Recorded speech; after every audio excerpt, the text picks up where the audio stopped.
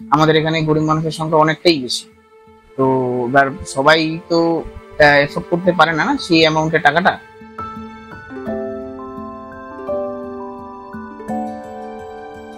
নমস্কার, আমি তন্ময় দত্ত। আমি পলতা সেবা গ্রামের বাসিন্দা। আমি ফাইন্যান্সিয়াল লাইনের সাথে আপাতত যুক্ত আছি, কাজ করছি সেখানেই। আসুন আমার বাড়িতে।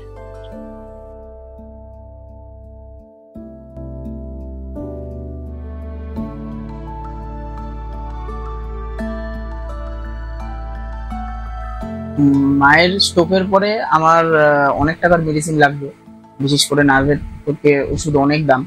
তো এক একটা ওষুধের পাতা প্রায় 700-800 টাকা করে, তো মাসে প্রায় 5-6টার বেশি পাতা তো আমার লাগবে। তো সেক্ষেত্রে যখন আমাকে সুকান্তদা বললো যে জেনো থেকে মেডিসিন নিলে অনেকটা সুস্থ হবে, তো তারপরে আমার খরচা অনেকটা কমে। ইভেন মানে প্রথমে আমি একটু ভয় পেয়েছিলাম যে ওষুধটা নেবো কি হবে না হবে। তো তারপরে যখন আমি ওষুধটা নিলাম, তো দেখলাম একটা পাতা খাওয়ানোর পরে মা ঠিকই আছে। তো তারপর থেকে আমি এখন নিয়মিতই ওষুধ নিচ্ছি। আর ইভেন আমার বাড়ির লোকজনও ওষুধগুলোই নিচ্ছে, কারণ আমার পিসিরও শরীরটা তো ভালো না, সেও প্রতি মাসে অনেক টাকারই ওষুধ লাগবে। এখন অনেকটা কম টাকারই ওষুধ লাগছে তার।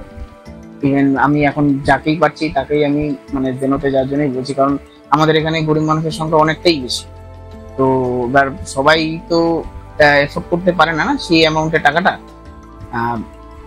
দিন আনা দিন খাওয়া মানুষ সবাই, তো তার জন্যই আমি বলছি যাতে ওইখানে যাওয়া হয়।